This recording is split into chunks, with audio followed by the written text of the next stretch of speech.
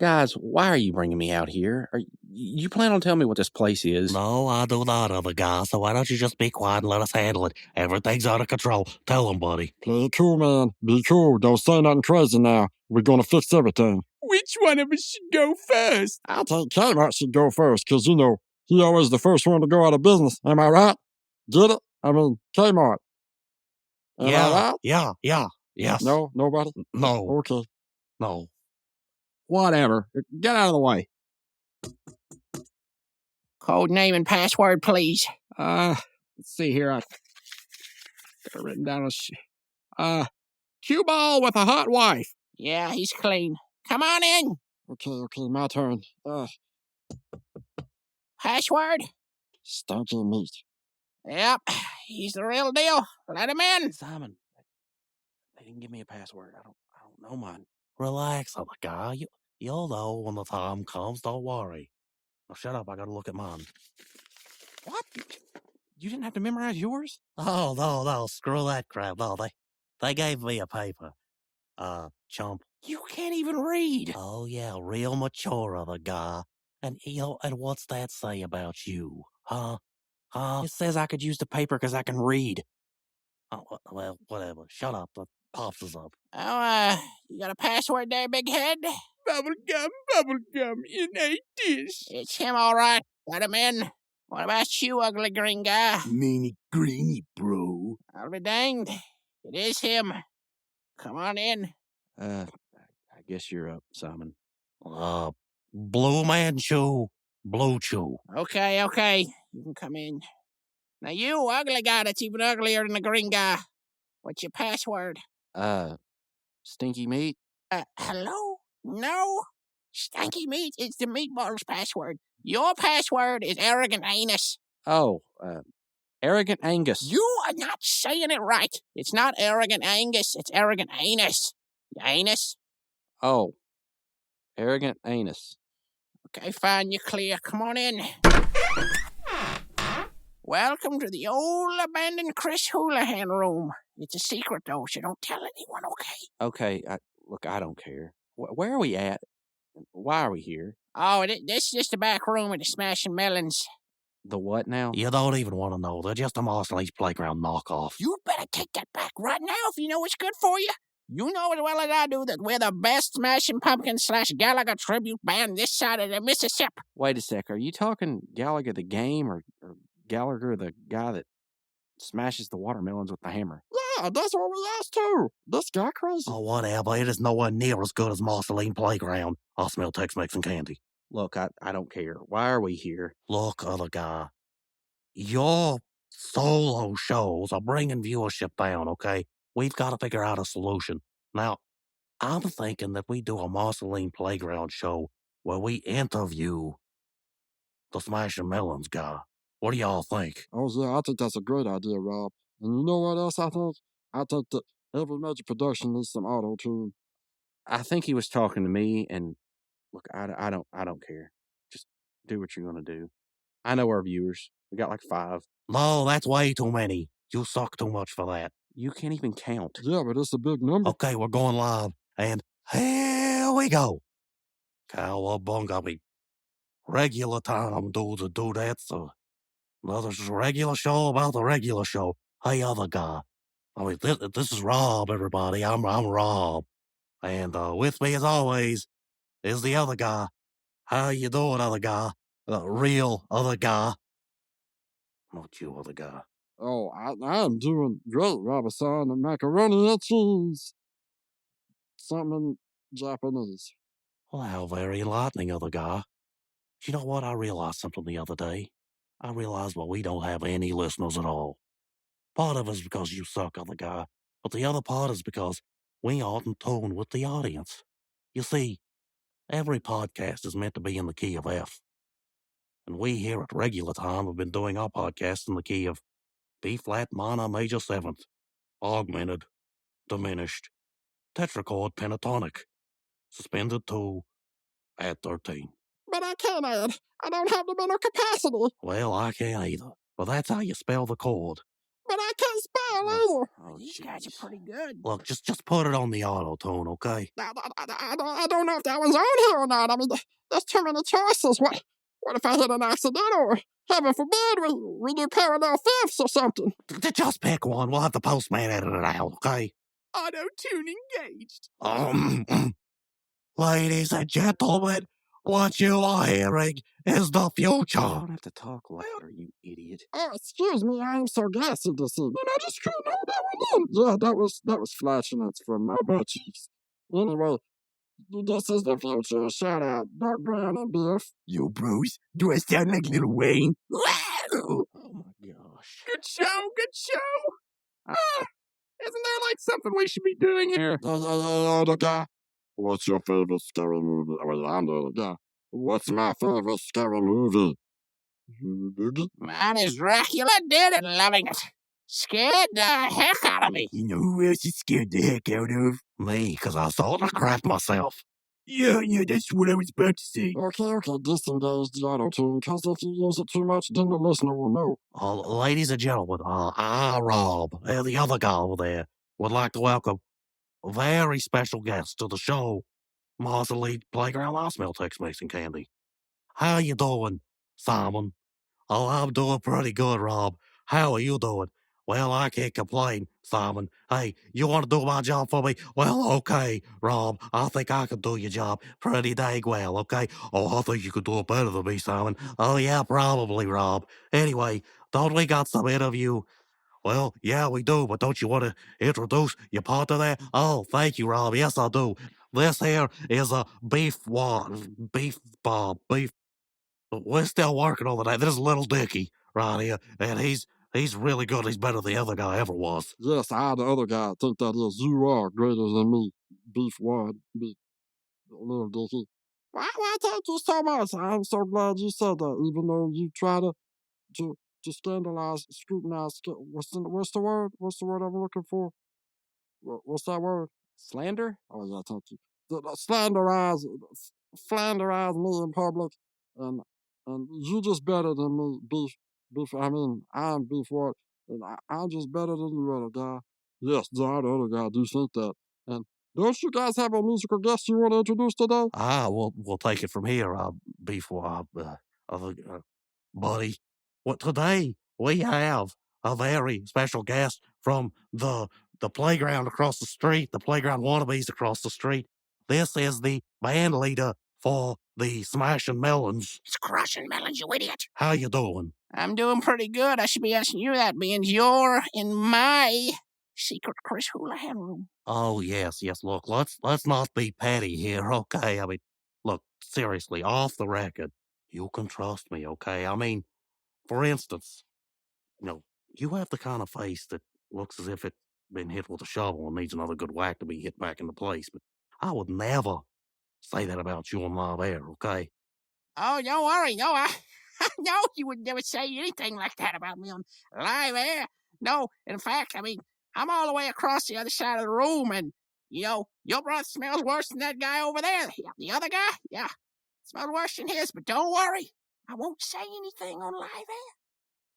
Oh, no, I'm not worried. Don't worry. I mean, trust me. You could trust me. I mean, I could be mean and say that your voice sounds a lot like the other guys and them crappy shows that he does, but I'm not going to. Don't worry. Yeah, you can well, trust me. You are a hand-me-down of a host. Yeah, I said it. And you know what? You are robbing me of a chance to see a great band. How dare you deprive me of seeing the great Mr. French cover band, Me Sure. Wait, what? You support that band? I don't know. I'm more of a senor guy myself. Yeah, that's the Mr. cover band that consists only of geriatric Spanish people. Guys, stop. What do you do? What are we doing here? Can anybody tell me, like, what do we do here? This is stupid. Well, other guy, usually we sit around in a circle, we play Pokemon, and we watch them digivolve, and we trade on our link cables. But today, we were trying to save your crappy show. Congratulations, you ruined it. Yeah, I mean, sometimes we play Magic the Gathering or Yu-Gi-Oh, but usually it's Pokemons. And like he said, you ruined it, you suck. Can we go home? I just want to go home and see my wife. You know what? Yes. Fine, Mega Man Astro Boy, robot lover.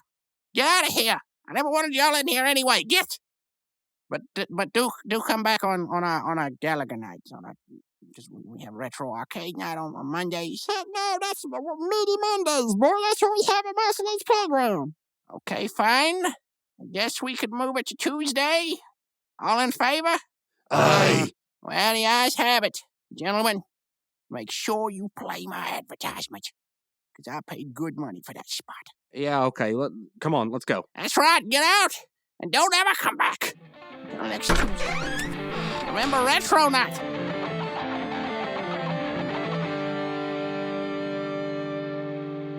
Welcome, dudes, dudettes, and excited bike enthusiasts. I hope you're ready to stroke the beard of Garrett Bobby Ferguson, because today we are talking about the regular show episode, High Score.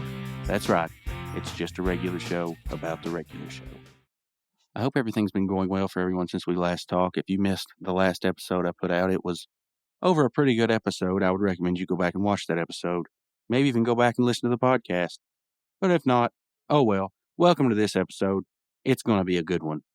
I mean, the TV show. Maybe this podcast will be good too. I don't know.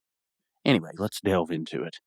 So, High Score aired on February 7th, 2011. It was the 7th episode of Season 2. Okay, it's production code 207. It aired February 7th, 2011, USA, as I just stated, and May 30th, 2011 from the UK.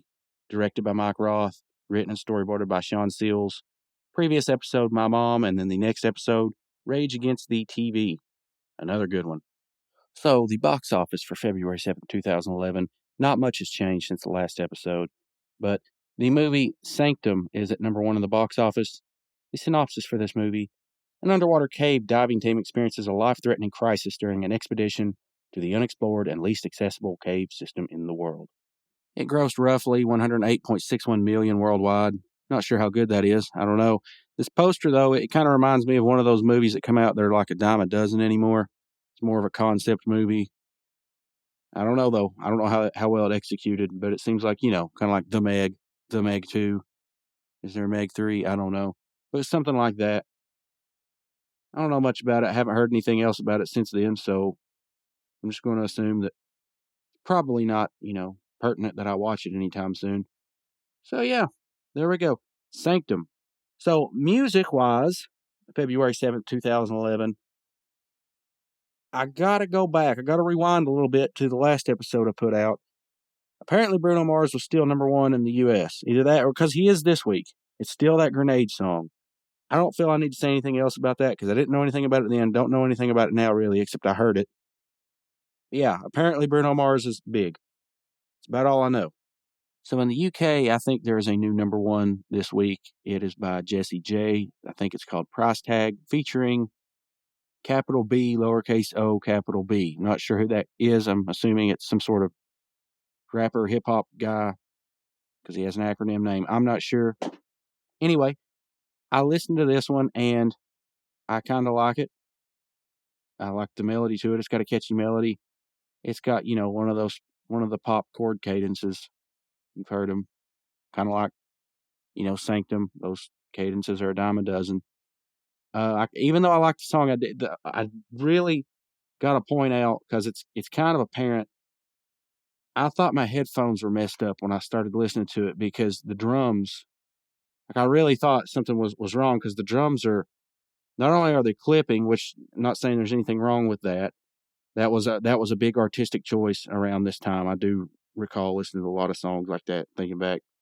But it's weird because the transients are really, really apparent on it, and it's like they're cutting them off. Like the drums don't fade away. Like there's a hard cut off, and it's just weird. It sounds like this really hard initial hit, and then it's just like the digital signal just cuts off, and it's really weird. I don't know. To my taste, the drums are just, they stick out, so I got to give them that, like they're probably better drums than I could mix, but there's a reason this song's number 1, I guess. But I don't know. To my ear, that drum was just so off-putting in both of my ears that it was hard to pay attention to the rest of the song. And I like obscure stuff. I really like obscure music, but I don't know. It was just, it was kind of distracting as far as, maybe it's just because you hear this sound so much now. It's like, I shouldn't say this sound because there was something weird about the tails of those drum hits, but like that clipped drum, you hear it a lot now. And that started getting big, I think, around this time. So it was probably really novel at the time. Anyway, moving on. Let's see, of course, Bruno Mars, Grenade. Number 1 R&B. It's Jamie Foxx featuring Drake, Fall for Your Type. Country song, still that Kenny Chesney song. Alternative hit, number 1, Shake Me Down, Cage the Elephant. I got to listen to this. Hang on. Okay, so after listening to that, I have to take back what I said about the Jessie J song. I don't believe the drums may have been messed up in that song. They are a little loud. I can say that, in my opinion. But I think probably what's going on is that I'm using the ASIO driver for my Focusrite interface, and it's causing an interference with the signal, and I'm hearing almost like a tremolo. So that's a little off-putting. Not sure. The drums do still sound like they were clipped, but whatever. Maybe they weren't. I don't know. This song from Cage the Elephant, it's all right. It's not as memorable as that one, the one I'm talking about probably. That No Rest for the Wicked song that was on Borderlands. Let's see. Number 1 dance track, Who's That Chick? David Guetta featuring Rihanna. So there we go. There's that. There's your music for February 7th, 2011. The games that came out, I just let you know I didn't play any of them, but Call of Duty Black Ops First Strike map pack was released around this time on February 1st. So that was actually last week. Sorry. Bionic Commando Rearm 2, February 2nd. Rock Band Country Track Pack 2. The Undergarden. I don't know what that one is. I've never heard of that. The Sims 3 Outdoor Living. Mario Sports Mix. So these all sound like, almost all of these sound like expansion packs or something. For those of you kids listening, expansion packs. Back in the day, you had to buy expansion packs for your computer games like StarCraft and Warcraft and all of your other crafts. Nowadays, it's like, these are what you would call DLC, I guess, or stuff that, the game's released without initially, intentionally, and then it's slowly drip fed to you. Anyway, those are the games. Events in film and television. I think the Super Bowl aired the night before, so somebody won. I think it said something about Aaron Rodgers, so I'm assuming the Packers were involved somehow. That's about all I can tell you for that. Yeah, there we go. There's the music, movies, television. So let's look at what was going on February 7th on Cartoon Network.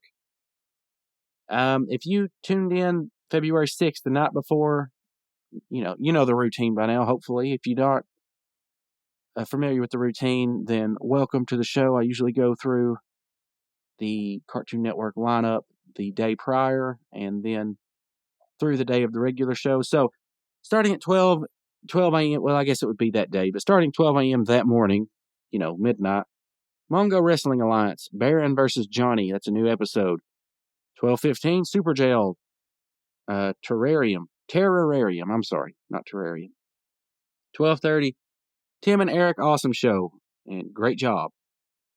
Comedy, that's what it says for the episode, comedy. Squidbillies is 12:45, Dead Squid Walking. King of the Hill is 1 o'clock, The Father, The Son, and JC. Oh man, that's the one where Mr. Strickland gets busted for like a DUI, and he's got to do a Habitat for Humanity thing, and to get out of it, he's like, Hank, I put you in charge of it. And so Hank's taking it all seriously, and Mr. Strickland shows up, and he promotes Hank to manager of Arlen East or West. I can't remember which one Hank works at, and Hank wigs out, and he's like, I love you, and he never even says that to his dad, and then yeah, and I guess Buck promoted him right back down, or demoted him back down to assistant manager. Cotton gets all mad over it. Long story short, things happen, but Cotton ends up taking the home of the Niefkos. Those are I think the refugees or the immigrants, one or the other, that I guess it'd be immigrants that came to America. They're getting a Habitat for Humanity home, and he comes over to their Christmas dinner, and he ends up kicking them all out of their house and taking the house hostage with a nail gun. And Bobby stumbles onto Jimmy Carter, who was over the Habitat for Humanity, and he thinks that it's the JC. He somehow, for whatever reason, he thinks Jimmy Carter is Jesus Christ. I don't, whatever. But he gets Jimmy Carter to come and do a peace treaty thing with Hank and Cotton, and then Cotton shoots up his limousine with a nail gun. It's ridiculous. I don't know. King of the Hill is just so absurdist and grounded at the same time, and just the I don't know. Whatever. Family Guy is at 1:30 and 2 o'clock. You got Padre de Familia, Ocean's 3.5, Children's Hospital 2:30, Robot Chicken 2:45, Mongo Wrestling Alliance. So we got reruns again till we get to 4 o'clock, which is Baby Blues, World's Greatest Dad. 4:30, The Oblongs. 5 o'clock, King of the Hill, Joust Like a Woman. I'm sure that's the one where Hank goes to the Renaissance Fair trying to sell propane to the guy that is voiced by Alan Rickman, Lord Jeffrey or whatever his name is. Yeah. Peggy ends up beating that guy in a joust because Hank loses, and she wants to be a wench, and she ends up getting like putting the thing that holds your arms in your head, and she gets like tomatoes thrown at her and crap. Anyway, I think he calls Hank like Gas Man or something. 6 o'clock, Hero 108, Liger Castle / Camel Castle. 6:30, Ben 10, Alien Force, The Final Battle, Part 2. So I'm guessing that's like a series almost finale or something. 7 o'clock, 7:30, we got the What's the Difference block, Bakugan and Beyblade. 8 o'clock, Pokemon. 8:30, Hot Wheels. 8:30 to 9, the Who Cares block, Hot Wheels, Battle Force 5, and Total Drama Island. 9:30 to 10, or 9:30 to 10:30, Johnny Test. Powerpuff Girls, 10:30. What's New, Scooby-Doo, on at 11. Pompeii and Circumstance. That's obviously going to be on the island of Pompeii. I'm pretty sure I've seen that one. I can't give you a synopsis, though. I can't remember what happens. 11:30, Dexter's Lab. That Magic Moment, a silent cartoon, Opposites attract. Sorry. A little bit dyslexic today. 12 o'clock, Codename Kid Next Door. Tom and Jerry is 1 to 1:30. Shout out to anybody that still likes Tom and Jerry. That's right. Got a kid in class that likes Tom and Jerry a lot. It's her favorite cartoon. Pretty cool. She can draw Tom and Jerry pretty well. Ed, Edd and Eddy, 2 o'clock to 3 o'clock. Grim Adventures of Billy Mandy, 3:30. 4 o'clock, 4:30, Courage the Cowardly Dog. 5 o'clock, The Garfield Show. Codename Kid Next Door, 5:30 to 6. Total Drama World Tour, 6:30. Johnny Test, 7 to 7:30. Adventure Time, on at 8. The Silent King. I'm thinking from the picture, this is the one where Finn becomes like a king, and all the people want to keep doing crap for him, and he just doesn't like it. He grows tired of it, and I can't remember what happens on that episode, though. But I do remember he gets tired of like all the underlings doing all of his work, and he has to find like a way to get out of that. 8:15, Mad. You got Snot Pilgrim versus the Wonderful World of Disney. That sounds very interesting. Maybe one day we'll talk about Scott Pilgrim versus the World on this show. I actually enjoyed that movie quite a bit. I'd say a lot of people that watched it enjoyed it quite a bit. That's actually, as far as concepts for a movie go, I mean, I know it's based off of a comic and everything, but I think they probably executed that movie really well. They did a lot of, probably shouldn't talk about it right now. I'll get off on a big tangent. I do remember them doing like a lot of like sound effects from video games and whatnot. Pretty cool stuff. 8:30, the main attraction here, regular show, High Score. Let's see. Oh, and Death Punchies didn't air, but it came on after that to fill the time slot. 2 good episodes out there. Death Punchies probably, I listened back to the review that was done for Death Punchies, and I'm now realizing that that's not the review that I did. Marceline's Playground did those reviews for most of season 1. Don't know what happened to mine. Sorry, folks. Anyway, I did notice that they enjoyed Death Punchies very well. Very good, however you say that. I don't know. I'm not an ELA teacher. Anyway, I enjoyed it also. I thought that Death Punchies was one of the best episodes of season 1, quite frankly, just looking back now. It's one of the more iconic ones, and it set up a whole bunch of follow-up episodes featuring Death Kwon Do, so that's a win. Yeah, probably that one. Caffeinated Concert Tickets. Obviously, Mordecai and the Rigby's. Those are probably, in my opinion, the strong points of season 1. And the Power. I mean, the Power is just kind of It's somewhat iconic in the show's lore. Anyway, 9 o'clock to 9:30, King of the Hill, Pregnant Paws, and Good Hill Hunting. So, Pregnant Paws, I think that's the one where Hank tries to get Ladybird, or he tries to breed Ladybird, and I think she's too old or something. And then Good Hill Hunting, I think that's the one where, well, basically, it's the hunting episode. All the kids in Arlen go hunting with their parents, and they all get a deer, and Bobby, he ends up going to La Grunta because Hank waits to get the hunting license. And then he realizes, hey, this is probably wrong, me shooting a deer that's just got, all the deer walk up, and he's got his choice. He's like, Dad, I think I'm going to take the one on the left. What do you think? And he's like, I don't think you need to be whispering anymore, son. And all the deer are just eating corn, and they're just like pretty much there to be blown away. And Bobby decides it's probably not right. And on the way home, he's feeling bad and everything, but Hank decides to let him skip a milestone and drive the truck, and he ends up hitting a deer. So, yeah, it was an okay episode. 10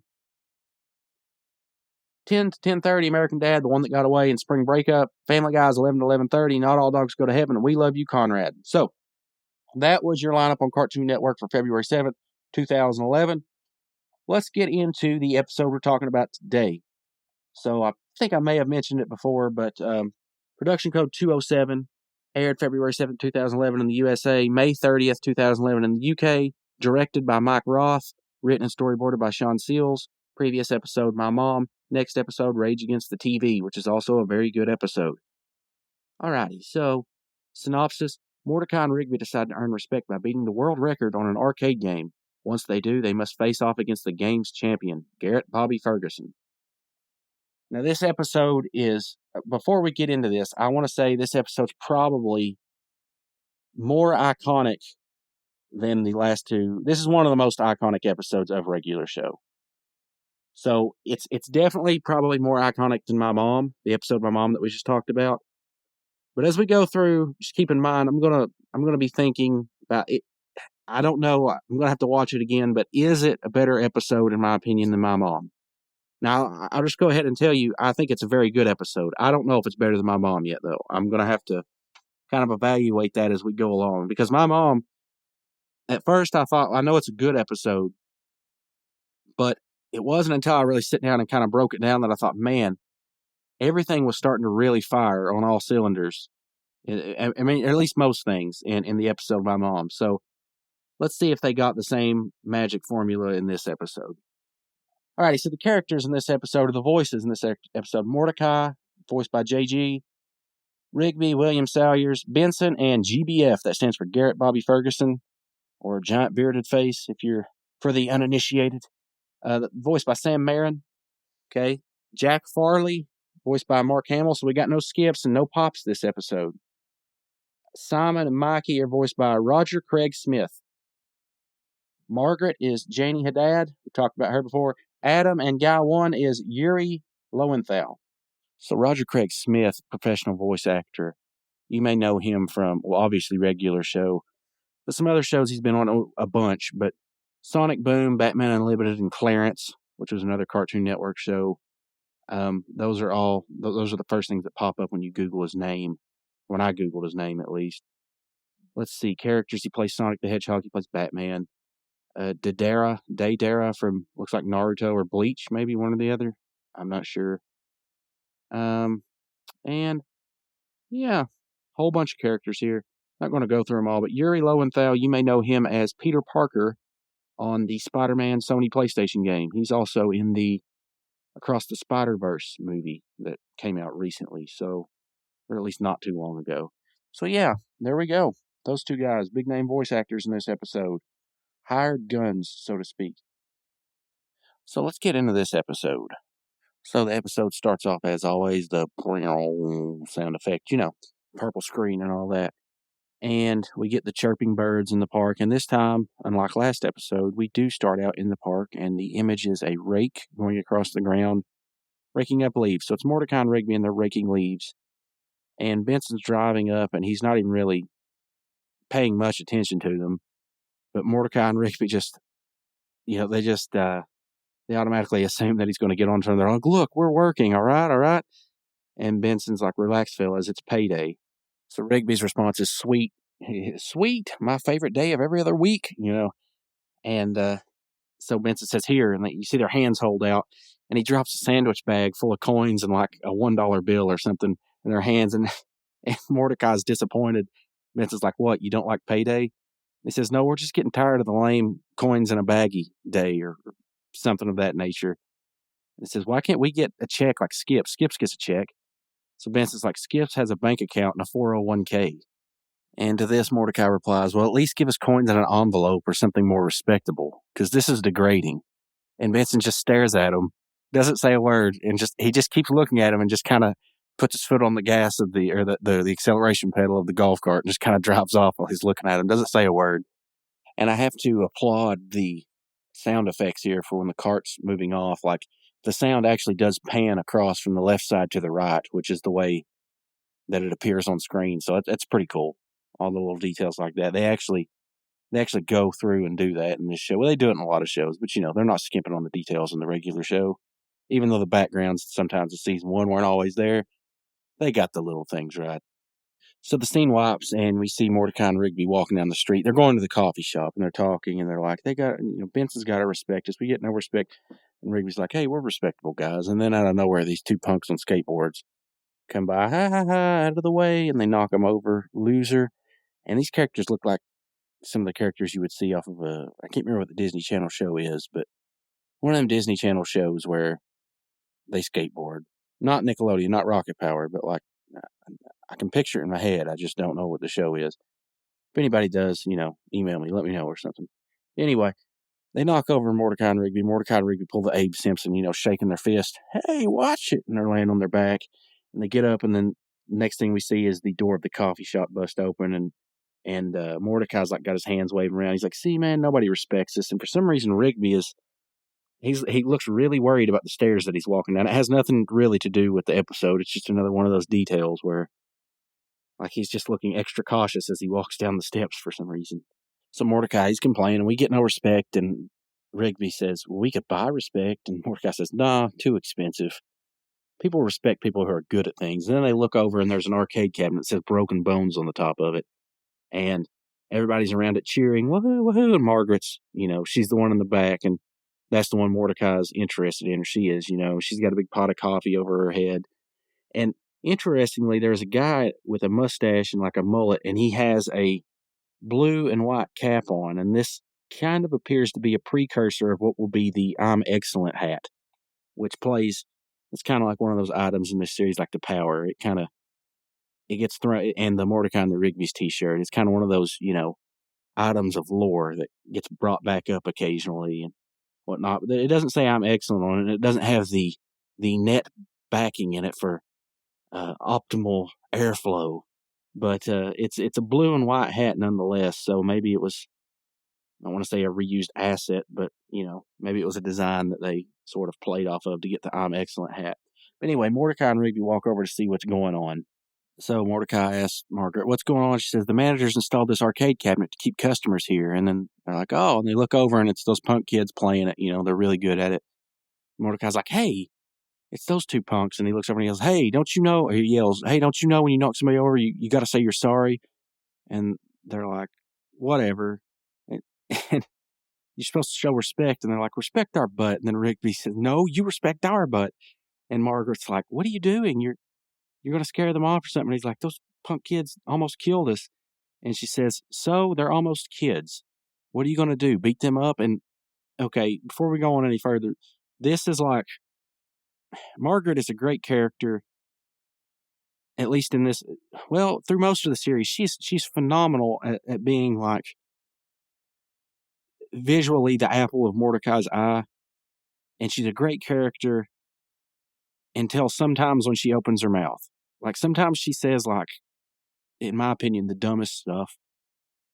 Sometimes the stuff's great, but I honestly, man, looking back, I really like some of the things about Mordecai, and I like what she represents. But my gosh, she's kind of like not quite as bad as Peggy Hill. I love the character of Peggy Hill, but she's also one of those characters that you love to hate. It's kind of like that with Margaret. I mean, really, I think, honestly, the reason they kept Margaret around was to where they could keep Margaret's dad around, because the character of Margaret's dad is a better character than Margaret herself. And that's nothing against Janie Haddad. She does a great job voicing her. It's just some of the things that Margaret says are just so, like, you weren't there, and it's like, well, so what? They almost killed you. They're just kids. Well, okay, let's just let all the kids, nearly kill people. That's just totally fine. Let's let them get away with it. So anyway, she says, what are you going to do, beat them up? And Mordecai's like, no, but we are going to beat their butts at this arcade game. So he takes the quarter and he walks over there and he slaps it down on the cabinet. And he's like, haha, we're up next, all that jazz. Actually, going back and watching, he says, bam, I'm up next, and he puts his hand on the cabinet. And they're like, a nice baggie. It's sad you had to break open your piggy bank. And it's because he pulled the coin out of the baggie that Benson paid him with, And they're like, whatever. And they call him Gramps. And he says, Gramps, I'm in my 20s. And one of the kids goes, yeah, 1920s. I thought, that's a pretty good line. But they get the high score, 700,000. They're like, yeah, high score, 700,000. Then they go, they're typing in their name. And for those of you that don't know about arcade cabinets, it used to be when you would get a high score, you would put in your initials or whatever. You could put in 3 letters for your initials, Well, they're like 700,000, TRD, turd, haha, nice, So I wonder how many people actually did that back in the day. So there's actually 2 Simpson-esque type elements to this episode right there, right at the main beginning of this. So definitely seeing the Simpsons influence on the regular show here. So Mordecai says, just move. And he goes over there and he gets the quarter and he inserts it in the machine, pops his knuckles, and then he puts his finger down on the start button. And right when he does, the scene cuts. And it's Mordecai and Rigby walking back over to the table at the coffee shop. And Rigby says, how do you get negative points? Mordecai says, give me a break. It's my first time playing that stupid game. And they look over there and he's like, look, or Rigby says, I don't care, man. You made us look like chumps. And Mordecai looks over and says, yeah, look at them. And then the kids are sitting there on these stools and this random guy's standing beside him. I mean, all the people are still standing around looking at him. This random guy's patting him on the back saying, man, you really handed it to those losers. And then Margaret walks over with a plate that's got 3 donuts on it. And she says, free donuts for the champs, So she's like congratulating them. And then the scene wipes. And when it wipes back, though, she doesn't have any donuts left on the plate. So what happened to the third one? I don't know. Anyway, so the kids take their skateboards and they're leaving. And the crowd's walking by Mordecai and Rigby talking all excitedly about what they just saw. And Margaret's got a really good line of dialogue here. It's kind of, poking fun at like Exposition City or whatever. But she says, I can't believe we were that enthralled by a video game, but we were, It just makes Mordecai so mad. And I'm thinking, for that reason, Margaret, that's the good side of Margaret's character. She serves as like that very generic, goal for Mordecai to have. I don't know. It's just, I love that about it. She's one of those love-hate characters. That's the only way I know how to put it. So Mordecai, he pulls off another one of those long-winded rhythmic type sentences, kind of like from the first episode. Get a raise so we can hire somebody else to fix the hole, or whatever he says. I don't remember, but he's like, I told you people respect people that are good at things, and now we're going to get good at that game so people will respect us, So I'm thinking, just the way they deliver this dialogue it's intentionally ridiculous, and I love it. So they go over there and they start up the arcade cabinet, and Rigby's like, broken bones, so you're trying to get broken bones? And he goes, dude, no, you just got to land these jumps without breaking your bones. And the game itself looks like almost like a 2D side-scrolling version of like Excitebike. But really, it's just a very simple pixelated motorcycle rider, like a motocross rider, going up a very simple ramp and landing. And like they can do tricks in the air. But he lands and he gets 10 points. And Ruby's like, yeah, I think I could try that. So he starts hitting buttons, and the little character on the screen does like a Superman on the bike and then gets back on it, does a backflip. They get 500 points. And Mordecai's like, whoa, how'd you do that? And he's like, I just hit buttons. That's what those kids were doing. And then they take the I don't know if it's obligatory for the regular show, but it's the very routine strategy or tactic of one of them controls the joystick while the other mashes the buttons as fast as they can. And Mordecai, they're still playing, and Mordecai's like, whoa, another 500, and kind of carrying on. And then we hear in the background, not bad, and you look over there and there's a guy in the suit and It's like, you guys got some skill. And they're like, some? What do you mean some? And that is a reference to The Wizard. It was an old Fred Savage movie that introduced the Power Glove. And this is not the only episode of Regular Show that makes reference to The Wizard. The Wizard was one of those movies in the 80s that, let's see, I'm not sure if Angry Video Game Nerd put out I'm pretty sure he did. Yeah, on his Power Glove episode, he talks about The Wizard, yeah. Because the kid in it is like, it's so bad. He puts on the Power Glove, he says, I love it. I love the Power Glove. It's so bad.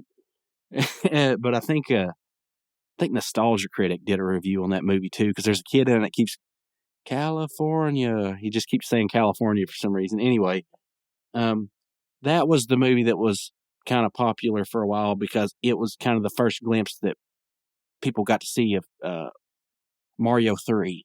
You know, the one where he had the raccoon suit and you could get the flutes and go to different worlds. They didn't do that on the movie because it was like the Nintendo like World Series or whatever, or they played like Outrun and a level of Mario 3, like they speedran it. So yeah, if anybody can get one of those cartridges, one of the originals, they're apparently worth a lot of money. But anyway, this is a reference to The Wizard, and we come to find out that this guy's name is Jack Farley, and he refers to himself in the third person as Jack Farley. It's Mark Hamill voicing him, and it's the way he voices him is a lot better than the way I do it. I mean, obviously. But yeah, it's a very interesting character. I wish we could have seen more of Jack Farley, but let's see what he has to say here. So old Jack Farley pulls out his quarter and he kind of gives like a little half smile and walks up to the machine, puts the quarter, and he starts playing. And his tactic, he's using it appears he only has 3 fingers, not counting his thumb, but it appears he's using his index and his pinky, and he's simultaneously, he's alternating, pressing the 2 buttons. And him and Mordecai and Rigby are taking turns, but on his last turn, he's going, come on, Jack Farley, come on, and the little character on screen does like 5 front flips and then wrecks and breaks the bones, and he's darn it. And he says, well, I got to hand it to you guys. You play a lot better than you look. And Mordecai and Rigby are like, okay, thanks, I guess. And so he pulls out a business card and he hands it to him. He goes, come on by the office if you want to hang out sometime. And then his phone rings and he picks it up and says, this is Jack Farley. And then he just says, no. He starts screaming, no, I said sell 2. And he walks off. And then Rigby says what everybody's thinking. What was that all about? So Mordecai looks at the card and it says, Jack Farley thinks you're awesome. And he goes, respect. And then Benson comes through on the walkie-talkie, says, Mordecai, Rigby, I need you back here ASAP to clean the bathrooms. And Mordecai looks over at Rigby, and Rigby, like, he's signaling, like, tell him we're eating a sandwich. And he says, we're on lunch. And he says, no good. I need you back here pronto. And Rigby says, give me that. And he says, we deserve more respect from you, Benson. Maybe when you can respect us, we'll come back to work. And you hear him, Rigby. And Rigby throws the walkie-talkie into the trash can from across the room. So, they're all like, let's get some respect and everything. This is very much like, at least before I can remember, especially before the lockdown, maybe even more so now, but kids were very much about, it doesn't seem as much now, but they were, at least half of my class would be, I'm going to be a professional video game player. I'm going to play Fortnite, and that's how I'm going to make all my money. And, regardless of whether they do or not, I don't know. Whatever. Sure. If you can do that, go for it. I don't care. Wish you the best. But this is just very much, I can relate to, or not relate to, but I guess when I was in high school, Halo was getting really big, and there would be like countywide tournaments where you still had to hook up like LANs. We'd have like LAN parties, and we'd have big 32 people tournaments. This is before we had, Halo 2 with the online connectivity. If you had decent internet in this county, which I didn't. My friend did, though, and when I'd go over to his house, we'd play Halo all night. But anyway, we all thought, well, we're going to be the greatest at Halo. And I mean, I knew I wasn't, but I wanted to be. So I can kind of relate to that. But this is very much so like, we're going to earn respect by playing a video game. We're quitting our job to play Broken Bones here. So anyway, we go into the montage of the episode, and the music is New Kids on the Block, Hanging Tough. So basically the first part of this montage is they're just beating a bunch of Joe Blows. Nothing really, all that special. But one thing that I just noticed looking through, one of the people they beat is a guy with a hooded sweatshirt and another one of those blue and white caps. Must have been popular at the time. He's got some white frame shades, and he kind of looks like a precursor character to the guy running through the park doing graffiti that Mordecai and Rigby are trying to catch in one of the episodes. So partway through this montage, Margaret brings them donuts, signaling that they are getting respect now, and we see them shake a bunch of people's hands and, just random people's hands. One of the interesting one that stands out is one of the ladies that's got like those, they kind of look like 80s bracelets, but they were actually big late 90s, early 2000s. There was like those rubber bracelets that you could just snap off of people's wrists really easily. So somebody had it looked like 7 of those on. And then, interesting or coincidentally, I guess, they shake by grabbing each other's elbows. So they reach higher up on the forearm, which is actually how Hank shook old King Jeffrey's hand in that episode of King of the Hill that I was talking about earlier. So pretty interesting coincidence there. I'm sure that Cartoon Network did not intentionally line that up that way, but it's pretty cool. It's one of those Bob Ross happy little accidents. So then the montage shifts full late 80s, and the smart mouth kids come back in and they say, "Oh, look, it's Mr. and Mrs. Negative Points. I hope you're ready for us to beat you two losers again." And then Mordecai, while the hanging tough's going on in the background, he says, "Well, why don't you come over here and try?" The kid says, "You got yourselves a rematch." So they start playing, and we just see this is the good part of the montage. We see the little motorcycle guy, the little sprites, doing all these tricks and crap. So they're doing some pretty interesting tricks. Like one of them, the guy's sitting in front of the handlebars, and it shows him wreck and stuff like that. And Mordecai, right when the song goes, oh, sorry for the poor singing, but Mordecai turns around and he's got his hands up in the air like he's saying, "Oh," but he's more like upset than celebrating. And he turns around and he starts playing again real fast. And let's see. The best part, I think, of this whole montage is the little motorcycle guy. While the music's going on, he's standing on one foot and he's got 2 crutches, and he's turning left and right, back and forth again, right in rhythm with the music. And then it shows him in a wheelchair with his leg propped out, and he's doing like a wheelie in the wheelchair, moving back and forth. It catches you off guard. I hadn't seen this episode in a while, and I'd forgotten all about that, and I did actually laugh out loud when I saw that. Speaking of which, it is that time in the episode. You know who else watched this episode? That is right. My mother watched this episode, and she actually, when she saw this, it caught her off guard as well, and she could not help but laugh out loud as well. And if she laughs at a cartoon, then that must mean there is something good about it, because she does not like watching cartoons. Anyway, moving on. So Mordecai and Rigby keep racking up the points, and finally the kids realize they've been beaten. They're like, and they're like, "Well, all right, you're good." And then the other kid says, "Oh, you're really good. You've almost beaten the high score." Or Mordecai says, "Thanks." And that's when the kid says, "Yeah, you're really good. You've almost beaten the high score." And Jack Farley's there for some reason, and he says, "Well, who has the high score?" And the dude in the hooded sweatshirt and the blue hat, he says, "Some dude named GBF, but it's not just the high score. It's the world record." And then Jack Farley goes, "Thanks. Now I can follow along and feel invested." And that right there is another one of those Margaret type lines. I didn't know we could be so enthralled by a video game, but we were. I just love that. That's one thing this episode really gets right, in my opinion. Well, one of the many things. The montage goes on just a little bit longer. Mordecai and Rigby beat the high score, and even the punk kids are like cheering for him now. And you're like, yeah, yeah, yeah. So they end up beating the high score, and we're 6 minutes and 10 seconds into the episode, and of course that means that the episode has to start getting surreal now. So things start to rumble around them, and the clouds start swirling above the building, and then all of a sudden this green portal, like this beam, shoots through the roof, and this big old, it looks like a wig from the back, just starts descending, and it comes down, like the screen's kind of green a little bit. So yeah, it's really,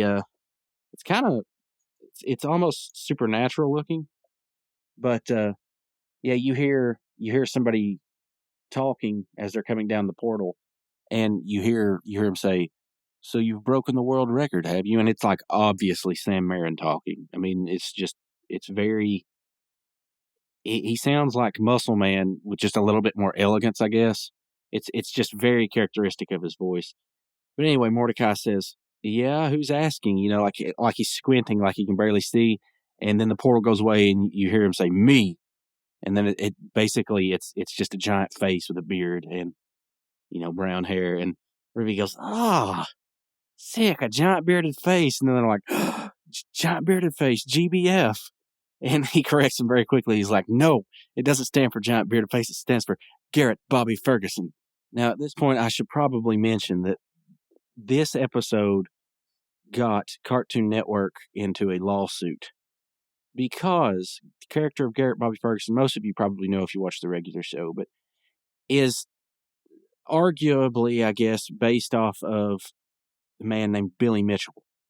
Now, if you're like me and you grew up watching X-Play or Attack of the Show or G4 TV in its glory days when you were in high school, you might remember a movie they kind of promoted quite a bit called The King of Kong, which was a documentary about the Donkey Kong world record. And the main character in that the protagonist was Steve Wiebe. He was kind of the underdog that was trying to beat the record of the current world record holder, Billy Mitchell. Billy Mitchell was portrayed as being a real heel in this movie. Very psychological, trash-talking, bringer, downer, I guess. Just overall mean-spirited guy. Very arrogant dude. And honestly, the character in this show does come off very Billy Mitchell-ish. But he sued them because he said, basically, that is me in the show. And they changed the name to Garrett Bobby Ferguson, but Billy Mitchell's also known for having the Pac-Man world record. However, there was a big, what it says on the wiki here, I guess they sum it up pretty nicely. It says, ironically, as of 2018, Billy Mitchell has had his records removed after it was discovered he cheated to achieve his Donkey Kong score. And I think there was some stink about the Pac-Man score, too. So, anyway, he was very high on himself, though. But he sued Cartoon Network, and I'm pretty sure he lost because the character's name is not Garrett Bobby Ferguson. And if you look at the comparison of the images, it does look similar, but it's not. GBF is a lot more. I don't know. His mustache looks a lot more kept. The tone of his hair isn't exactly the same. But I will be honest with you. When I first saw this, and I didn't know anything about, this is early on this cartoon came on, like the first thing that came to my mind was they are doing a tribute to the King of Kong here. That's what they're that was the first time I saw this episode. So the likeness is there. And I was thinking, I wonder if that's really what they're doing. And if it is, I wonder how many people are going to catch on to it. But I guess it's very apparent. So apparent enough for Billy Mitchell to take notice and to try to, get some money out of that. I guess he's, he doesn't want Cartoon Network slanderizing him, which I wouldn't want that either. But I don't know. Maybe he shouldn't have cheated to, keep Steve Wiebe's dreams at bay. Team Wiebe all the way. So Mordecai asks, "You're not mad at us beating your world record, are you?" And he goes, "It's no big deal. It's not like it's the universe record or something." And they're like, "The universal record?" And he's like, "Yeah, it's the highest score in the universe.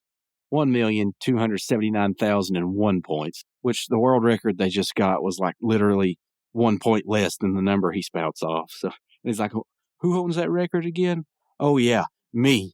And that's totally 80s there too. So I know that King of Kong was, early 2000s, whatnot, or mid 2000s maybe, but the mid aughties. But that is totally an 80s thing. It's just 1 point more, and it's like so much better, apparently. So when he says me, he's like, I hold the record. Everybody runs around. They're like, oh, yeah. And they start like petting his beard. He goes, yes, that's right. Stroke the beard of Garrett Bobby Ferguson. That line always got me. But anyway, Mordecai's like, "Hey, giant bearded face, we're going to settle this right now. You versus us, head to head, and Garrett Bobby Ferguson's like, "Fine. 1 game for the universal record. Winner gets all the respect." And then he starts grunting really hard. 2 legs sprout out from the bottom of him. You hear like bones cracking, and the 2 guys are like, ugh.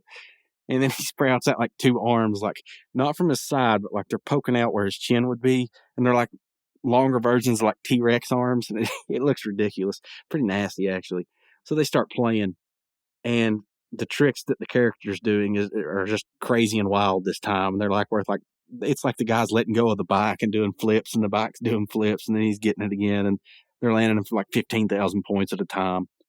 So they go back and forth for like 32 levels, and eventually Mordecai and Rigby start to get the better of them, and you hear GBF over there crying, oh, and Mordecai, he says, "Dude, why are you crying?" He goes, please, let me win. And he goes on this whole spiel about, like, the universal record's all I have. I've devoted my whole life to it. In fact, it's all I have. I played it so much my wife left me, and everybody's like, "Oh no!" And Jack Party's like, "Ah," and Mordecai's like, "I don't know," and everybody's like, "No way, nobody will respect us if we wuss out now." Mordecai says, "It's not wussing out, dude. It's called doing the right thing," and he says, "Fine." And then GBF's still crying, and they take their hands off of it, and they like back away from the machine, and their hands are up, like how like somebody in basketball will do, like, I didn't foul him, whatever. But I always thought that was ridiculous. I don't know. But what do I know? I suck at basketball. Anyway, he's crying, and he's like, "Oh, thank you. And then he the music changes to like some ominous type music. He goes, "Thank you for being so dumb." And they're like, "What do you mean?" And he goes, "I didn't devote my whole life to this. It's just a hobby." Which is one of the best lines in this episode. And then Rigby's like, "What about your wife?" And he goes, "Never had one." And he's like, really, Sam Marin's really channeling his inner muscle man there. It's like, "Never had one. You can't tie GBF down." And that always gets me every time I watch it. The way they animate the face, he's like talking out of the side of his mouth. "Never had one." It always gets me, man. But yeah, so they realize that it's a ruse at this point, and they've been suckered. Ruby's like, "You can't do that. It's against the rules, or it's you're cheating." And he's like, "Universe rules, baby. There are no rules." And then the crowd's like, "Boo!" And he turns around and he goes, "Oh, boo yourselves! I'm Garrett Bobby Ferguson." And the music like cuts abruptly, and that right there is absolutely Billy Mitchell. Just boo yourselves! I'm Garrett Bobby Ferguson. That, yeah, I can see Billy Mitchell thinking that that's based off of him. Not that I can read Billy Mitchell's mind, but, if I acted like Billy Mitchell, I'd probably be thinking that at least. So the guys are like, "Well, no rules, right?" So they go up and they get in his ear, and they're like, "Come on, mess up. You know you want some broken bones. And the crowd starts cheering it, and GBF's like, "Ah!" He slams his hands down, and he turns around, he's like, "No matter, I've already beaten your score, and I'm never coming back." And for some reason, I guess he didn't realize that they had one more life or something. Mordecai and Rigby didn't either, because they hung their head, and Jack Fardy's like, "Wait, the machine started back up, and they're like, "Oh yeah," and they start playing, and something weird is GBF in one shot, he's missing a tooth, it looks like, but he gets it back in the next shot. So yeah, cool little, I don't know if it was a slip up or not, but cool little detail there. So they start like frantically trying to get points, and Garrett Bobby Ferguson's like throwing them around, and it's this scene where one will run up and be playing, and GBF will throw one back, and the other one runs up and starts playing, and he throws the other one back, and they're like fighting them while they're trying to play at the same time. So Mordecai, he screams, "Get off!" And then Rigby comes up and bites GBF in the leg, and then Mordecai turns around and he kicks Garrett Bobby Ferguson between the legs, and GBF, he lets out this scream, and he puts his hand and goes, "Ah, my chin," which, I mean, I guess anatomically speaking, that's where the chin would be on a giant head. But I mean, yeah, you watch it and like everybody's thinking the same thing. And that's a groin shot, but like that also catches you off guard. It subverts your expectations. So that's another thing. It's like that's very clever. So they end up beating his score by, it looks like, 200,000 points. So they get 1,300,000. He has 1,280,000. So they both ended up beating the old universal record. So GBF sees the records, he's been beaten, and he looks up and he screams, "No!" And then he explodes. And it's described as his brain goo, but his brain goo goes everywhere, and it's all over everybody, and you think they're all going to be like, "Ooh," but they're all just like, "Ah, yeah, good job, yeah." And they'll start cheering Mordecai and Rigby on, and they walk off just like 2 seconds later, like, that's over. Let's move on. And Benson's standing there, And they're like, Benson, what are you doing here? He says, I thought about what you guys said, and I came down here. You do deserve a little bit more respect. I came down here to give you your checks. And they're like, oh, right. And you see the check. It's got Benson written on it. I mean, it's pretty cool little details. Scribbles, and you see Benson in the bottom right-hand corner. And he goes, but then I came down, I saw you exploded somebody. And, he totally changes his mind. He's like, if you guys want, he starts to rip up the checks, and he starts to get real red. He says, if you guys want to waste your time playing broken bones and exploding people, then by all means, that's your business. And he goes, I respect your decision. And then he throws all the shreds of the check up in the air on him, and he says, but don't do it on my time. And he screams, and he storms off, and Mordecai and Rigby look at each other, and they're like, all right, yeah, that's fair. I can live with that. And then the episode just ends.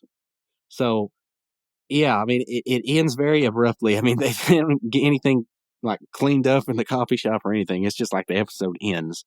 There's not much of a resolution afterwards. It's like it abruptly stops. So yeah, that's the episode High Score. Now, GBF, spoiler alert, will be coming back for another episode, I think in season 4 maybe. He'll be coming along with, I think, the introduction of Thomas, the intern at the park, who's another pretty good character, quite honestly.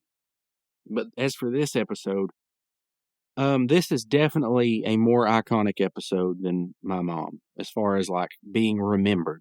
This is one of the episodes that most regular show fans will remember, probably very fondly. Is it better than My Mom, though? I would honestly say no. I think that My Mom, while My Mom is it's probably not as stalwart or integral as an episode as this one. It's not essential for the regular show lore. It is probably formulaically a better episode, just a better cartoon episode. Like this one, it builds on the lore a lot more. Not to say My Mom doesn't, because My Mom sets up a lot of very interesting quirks for Muscle Man that are expanded upon profoundly throughout the rest of the series. But High Score, GBF, he becomes one of the main, and he's only in a couple episodes, but he becomes one of the quote main villains there early on. And this really kind of started the trend of, I think at least it started the trend of like these video game movie, really I shouldn't say video game movies, but really the trend of paying homage, like very unsubtly paying homage to these 80s movies. The Wizard's one of them. I know the Goonies is one later on in the series. There's a lot of these. I think this is the first episode that really kind of intentionally throws in those Easter eggs, and it's like right in your face. There's been episodes before. I mean, Death Punchies.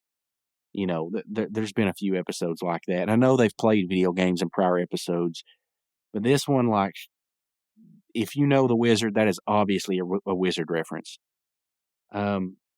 That's when I first saw this, I didn't know for sure, but like without even looking into it, I thought, my gosh, this is a Billy Mitchell reference right here. This is totally King of Kong. J.G. Quintel must like King of Kong is what I thought way back when I watched this episode, not when I started or rewatched it for this podcast. I mean, the first time I ever saw this years back, I thought that's a King of Kong homage. And that's probably the first time I think that the regular show like really grasps that and embraces that. So yeah, they're both great episodes in different ways. Quite honestly, though, I think if I had to go back and rewatch an episode, it would be My Mom, because there's more characters involved. We get Muscle Man, we get High Fives Ghost, mainly Muscle Man, but we get to see the dynamic between Mordecai Rigby and Muscle Man, and Benson to some extent, and we get a lot of good jokes and stuff. But this one has a lot of good content in it, but really the only interaction you see between the guys is them and Benson and Margaret to a lesser extent. Jack Farley's a great character, though. I wish they would have brought him back for more. episodes. I mean, that would have been great. Maybe he is. I'm just overlooking it. But yeah, I mean, honestly, both of those episodes are good, solid 8s in my opinion. This one, it feels like it's more canon in the regular show universe than my mom does. Even though my mom does feel canon, it feels like this one it started the path that they started to follow. It set up kind of like the formula for success for the show. I guess that's what I was trying to say earlier. So yeah, both episodes would highly recommend watching. Fantastic. There's a lot of history behind this episode. Let's see. Let's look at what the next episode is. It was Rage Against the TV, I believe. That's another fantastic episode. So yeah, I'm wondering how long these good episodes are going to go. Rage Against the TV, Party Pete, Brain Eraser, Benson Be Gone. I probably said this last time too, but I don't remember Benson Be Gone by the title. Let's see. Let me look at the synopsis here. Oh, yes, I do. Okay. This is the one where we don't have a Karen in the episode. We have a Susan. I don't remember much about that episode. I mean, I remember it, but I don't remember whether it's like a super good episode or not. But I'll take my chances. But I Have a Receipt's a great episode. This Is My Jam. Muscle Woman is kind of a... It's a good episode, but it's like you got to be in the right mood to watch it. So, at least from what I can remember. Anyway, I think probably the next even maybe mediocre... I don't even want to say mediocre because it's the regular show, but the next episode that probably won't be as good as the predecessors is Jinx. And I don't remember a whole lot about Jinx, so it may be a great episode. It's just, actually, I know which episode it is. It just doesn't stick out as having a bunch of highlights in my mind, but I could be wrong. Remember, there was a few episodes. Was it Appreciation Day?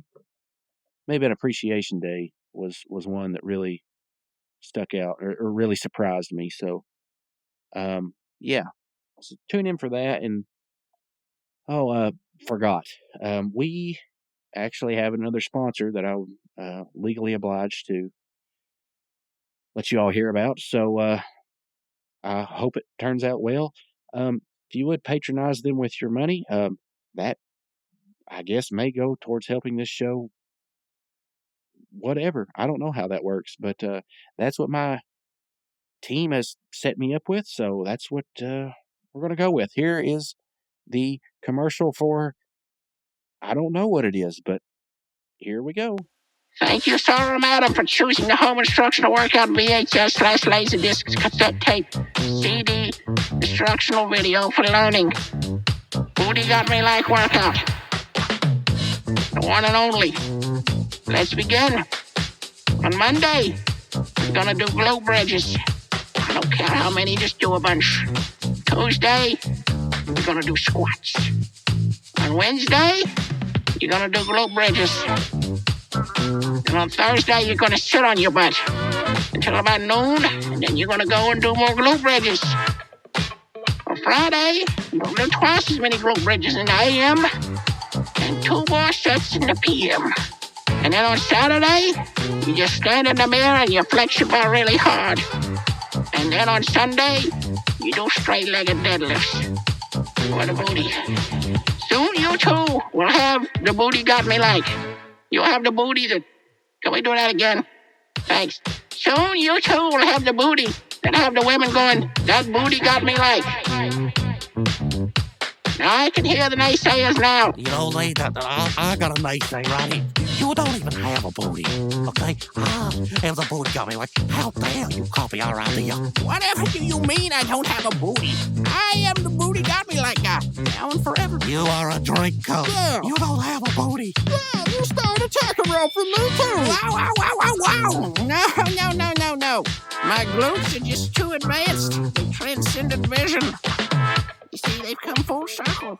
They're now so muscular that they pull themselves inward to the bottom, thus giving the illusion of not having glutes. Cut the tape. No, I cannot take that logic. No, I don't have a counter to that. I can't look like an idiot. Just cut it. We can't have this crap. Okay. That was the end of the advertisement. He recorded it like that, knew it ahead of time, and still he wanted me to air it. Oh, well, for the 5 of you listening, thank you. I guess that was the booty guy. I don't know what that was. I'm sorry. I don't know. Let's just move on. I suppose that's the end of the show. I should say at this time that if you enjoyed the show, please subscribe or follow or whatever it is that you do for podcasts. Share it with a few folks. That would always be appreciated. Leave a review, all that jazz. I would appreciate it, and it would probably help the show out tons. I would like to grow the audience to where I don't feel like I'm just talking to myself every time I do this. I must say, though, that was pleasantly surprised when I looked, and I predicted last week that I had 5 listeners, and I have 9. So pretty happy there. Yeah, let's keep this train a-rolling, baby. Taking it to the streets. What a Fool Believes. Whatever other Doobie Brothers song you want to insert there. That's right. So anyway, hopefully we can find some better sponsors next time. And until then, I appreciate you listening. And this has been a regular show about the regular show. Catch you later.